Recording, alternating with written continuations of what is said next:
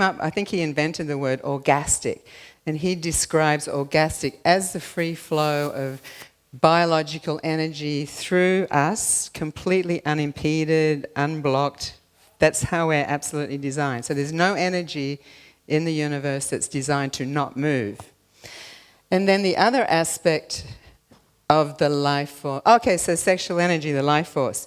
So you see, there's sexual energy, the life force is for procreation. That's the thing that has us get up in the morning. There's, some people talk about procreation like it's a negative thing. Procreation is the driving force in everything. And all the traditions say that it's designed to, just in our 24-hour metabolic cycle, we produce all kinds of toxins in the body. So orgasm is designed to clear all the metabolic waste out of the body. Isn't that fantastic? And it's factory installed in every human being by Great Spirit. And then another interesting, then there's like in the next level in our expression of our sexual energy is sex for pleasure. And so one of the beautiful things in this body of teachings from the grandmothers is we have the capacity to move from sensation, just like feeling the normal range of the senses, to awakening our sensitivity to our whole luminous egg cocoon. Many of the world's traditions talk about our luminosity. And so when we start to explore our sexual energy for pleasure, we're able to start awakening up different parts of ourselves that we haven't consciously known before. So it awakens our sensitivity to ourselves, so then whoever we're interacting with in our sexual intimacy, we can open up a whole new universe of experience. Got nothing to do with age, nothing to do with your sexual preference or relationship choices.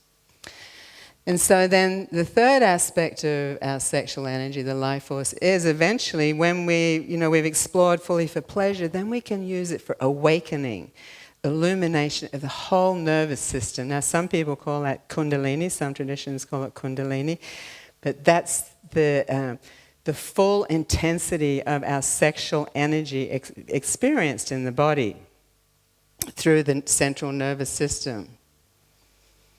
It's the fountain of youth too, in case you're interested. And then Kwadoshka means two energies coming together and creating more. So you can see here, this is a wheel of the elements, because that energy of Shulakwe, you can see that's in the center where the element of the void is, but it has a south expression, just like on a compass, of orgasm. It has a west expression, orgon, in the physical, orgasticness in the north, in the mind, Arende in the east, the place of fire and spirit. And so just briefly, so in the center is like that pure white light, swirling, orgastic energy. And then when it comes through us, flows through us, it is the energy of orgasm. Orgasm is a giving energy. You don't get an orgasm. It flows through you. You got to say yes to your orgasm, and then when you permit yourself to say yes, rather than be a no-saying person in life, you say yes to life, then orgasm can have a tremendous force through you, and it just overflows into everything or everyone else in your path. So that's why orgasm is in the south, where the water is. The west expression, the physical expression, is called orgon. And I'm sure many of you have experienced orgasm where you've had your whole body is shaking, maybe for a period of time after it. It's not from tension. It's just the free flow of the life force energy through you, because you're allowing yourself to feel in the body. And then the north expression, the element of air, orgasticness, you see we're either using our mind to connect or separate. Connect or separate. And it's our worst enemy, really, in all of our relationships and our sexual experiences, is all the stuff going on in the head instead of being present in the body. And then Arende in the east, where the fire is, you see fire just wants to expand. So Arende is like all of the energy we have in our savings account. It's all about living a lifestyle where you're an energy gain rather than energy loss, and especially in your relationships. Is your relationship creating energy gain for you and whoever your partner or partners are, or are you in energy loss?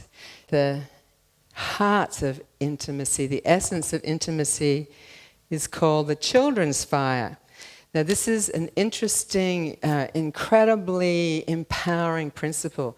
So, we're always seeking to better our relationships, right? Or we're seeking to have one, or get one, or improve the one that we're in. Really evolve the one that we're in. And so, in this body of teachings, the elders talk about the children's fire. So the children's fire is that part of us inside that has made an agreement. We each have an agreement with Great Spirit of what we will and won't do in this lifetime. How we're going to learn and grow in this lifetime. And so our children's fire is always expanded through pleasure. It's always stoked by the breath. It's always stoked by learning new things. That flames us on. Would you agree? When you learn something new, or when you're hungry to learn something new, it just lights you up, yes? So here's the cervix is the entrance to the womb. It's pretty amazing that a baby comes out of there, right? So it dilates when it's dilated fully, in transition, when we're giving birth. So the first chakra point for a woman is this anterior surface at the entrance of the cervix. So I'm going to be directing your attention to that. A lot of places only teach the men's point, but it's a very powerful point for us to start connecting more to our sexual energy. It's that energy is still there. Doesn't matter what kind of surgery that you've had. That energetic is always there. The space is there, for sure. Relationship is a journey together where the interconnection, interdependence, and interreliability is the ship. And the question is, how do you communicate on the voyage? Beautiful description of relationship. We're on a journey. And so depending on what our focus is on the journey and where we're at in our own maturity as a man and a woman is going to depend and make all the difference on how we communicate on the voyage. So before we go on to further questions, let's look at the sexual preferences wheel. So this is one of the first wheels